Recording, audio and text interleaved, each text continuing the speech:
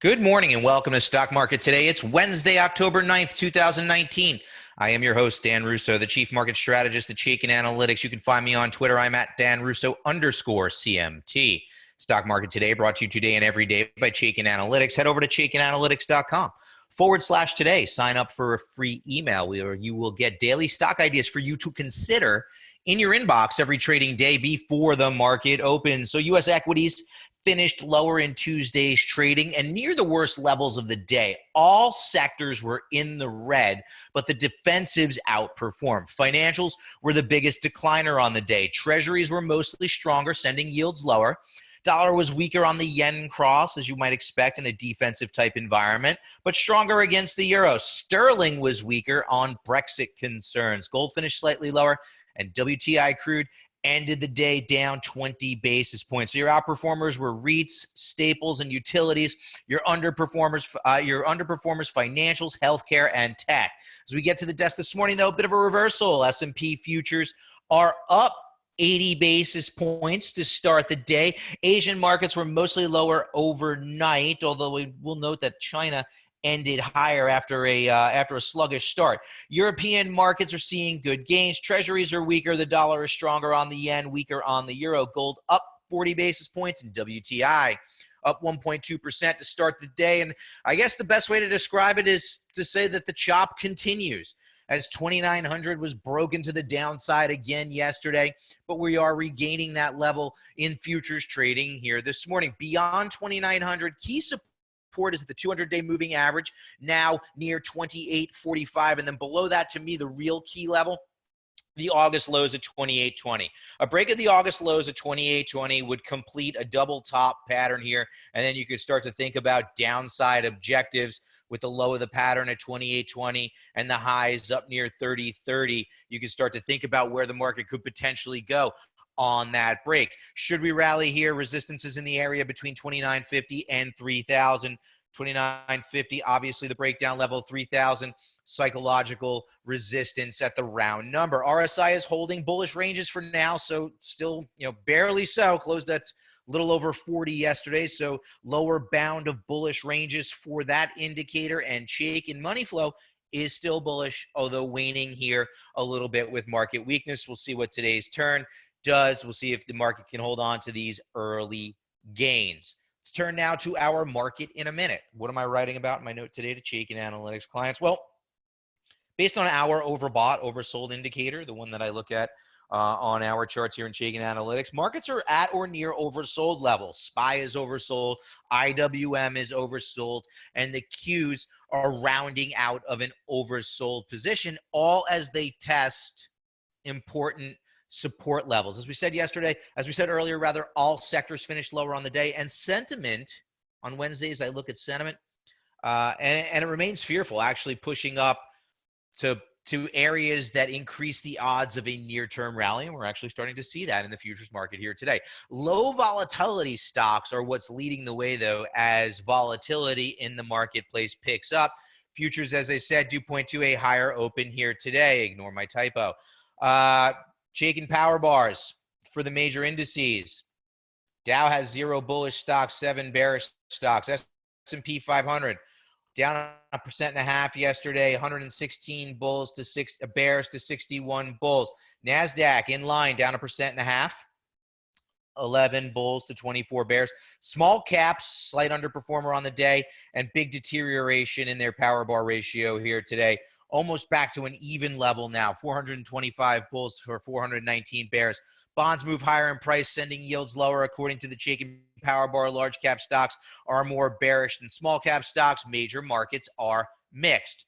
Stock of the day, auto-generated by our algorithm based on the Chaikin Power Gauge rating, is Hawaiian Holdings. It's a transportation company. Closed at $27 yesterday. Big outperformer on the day, up over 7%. Power bar ratio, power gauge rating is very bullish due to very attractive financial metrics, very strong price volume activity, positive expert activity, a little bit of weak earnings performance, but the 20 factors, 2, 3, 4, 5 in each of these 4 categories roll out to that very bullish rating. So what we have here is a stock that has been in a downtrend and is trying to stabilize. Now, our very bullish rating is met with a stock that continues to underperform the SPY. Now, the intensity of that underperformance has diminished of late, so potential personality change here when looking at relative strength, but we're not there yet. Stock is oversold based on our overbought oversold indicator, and money flow is mixed at best. However, recent rally has retaken the long-term trend line. A pullback has held above that level, and then we had that nice 7% pop yesterday, potentially setting the stage for this being a name that we want to consider. I'm not there yet, largely because of the relative strength. Big part of our process, if I had to break down everything that we talk about on the charts, if I had to break down the 2 main components that have to be in line for me to want to get excited about a stock: power gauge rating, bullish or very bullish, and I like to see the stock as an outperformer. To me, those are the 2 most important data points on this chart.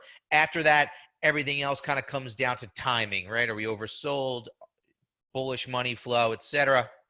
But the 2 main components, power gauge rating has to be bullish or very bullish, and the stock has to be outperforming. We're not there yet on Hawaiian Holdings HA. Let's add it to a bullish watch list today and continue to see if this relative strength improves.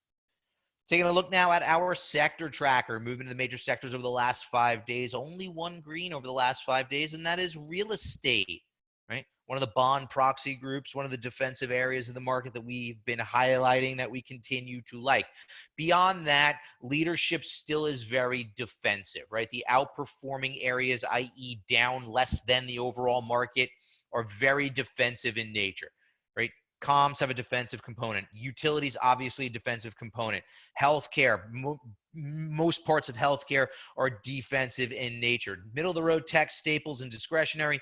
Industrials continue to be under pressure following weak economic data, lower yields. Bearish for financials, or a headwind for financials. Materials and energy round out the bottom of the list, and it's almost as if energy is cemented in that bottom spot. Obviously, that can change in a heartbeat, but right now, from an absolute basis and a relative basis, energy continues to be a weak area of the market, continues to be an area of the market that we want to avoid. We want to continue to focus on the areas that are outperforming, because when the market does stabilize and begin to move higher, the groups and the stocks that held up the best through the choppiness tend to be your leaders. And right now, I mean, no 2 ways about it, it's defensive in nature. Our industry in focus today, bank services, which obviously are going to have a hard time moving higher with falling rates. And we can see that here. Over the past 6 months, bank services subsector has underperformed the S&P 500 by 7%. However, the power bar ratio, which measures future potential, is strong. So the fundamentals are okay here. 15 bullish or very bullish stocks, 8 bearish or very bearish stocks, earns it a rank of number 6 of the 21 subsectors that we look at. Has moved down 1 slot over the past week. But if you want to look for some ideas within the financials, some of the stronger names are FNB Corp, ticker FNB, very bullish rating. First Horizon, FHN, very bullish rating, and Valley National Bank Corp, VLY. Also with a very bullish rating. Just be mindful of the fact, though, that should yields move lower, it will be a headwind for this group, and we're going to be able to take a look at that right here. Here's KBE, the ETF that tracks the group. Has a neutral power gauge ETF rating, but we can see not much traction. Sideways to choppy trading for the better part of a year, but what's really important is the relative strength. Look at the relative strength over the past 12 months. Been an underperformer, continues to be an underperformer. The intensity of that underperformance is picking up once again. Now, the fund is oversold, was kind of mixed to slightly bullish Chaikin money flow below a long-term trend line.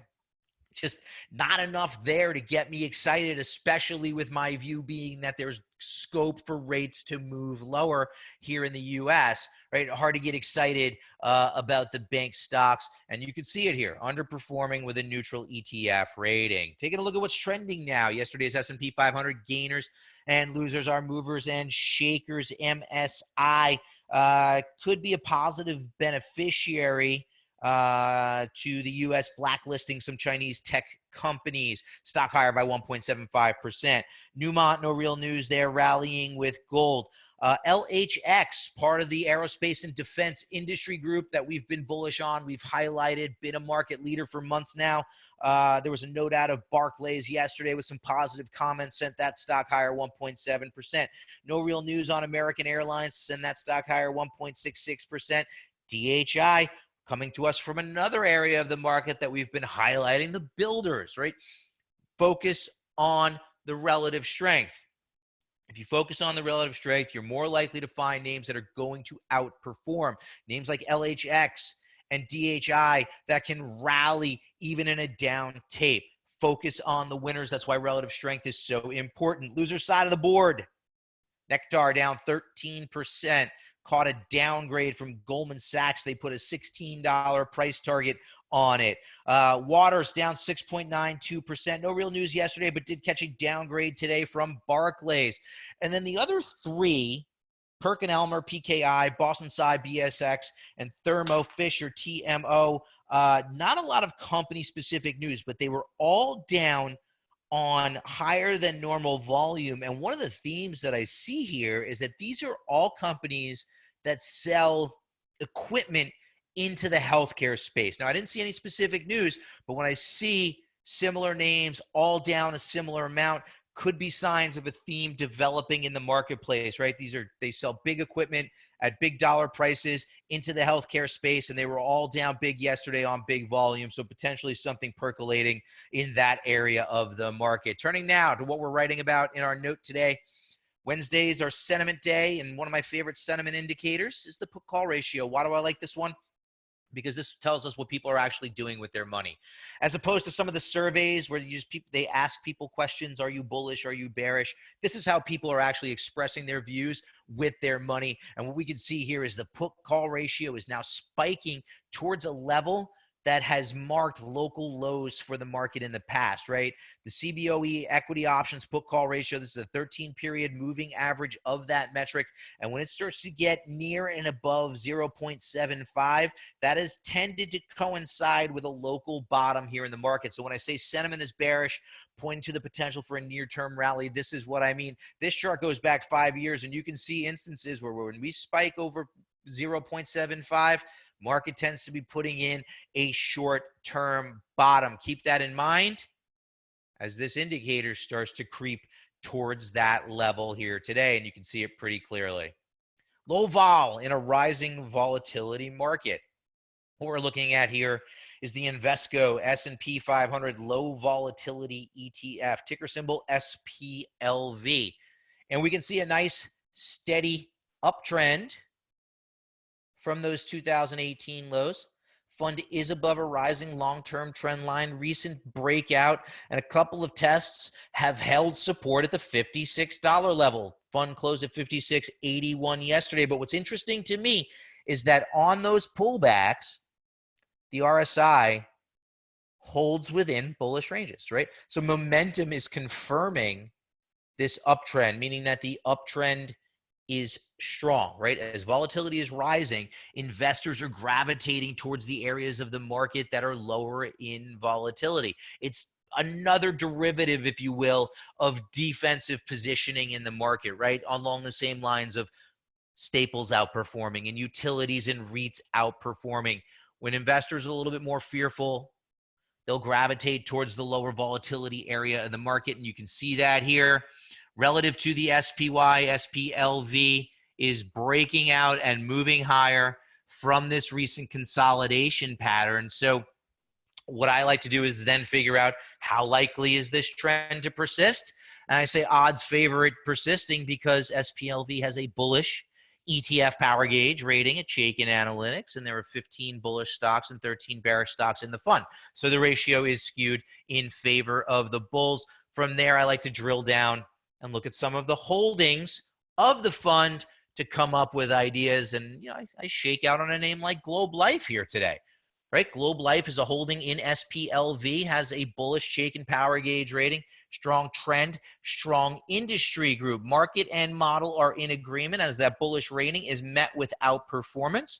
The stock is oversold with bullish money flow and holding above a rising long-term trend line. For those of you who read my morning note, you will notice that Globe Life, ticker GL, is my highlighted stock of the day. That's going to wrap it up. Head over to chaikinanalytics.com/today to sign up for that email. Get daily stock ideas in your inbox every trading day before the market opens. I'll be back tomorrow. Have a great day, everyone.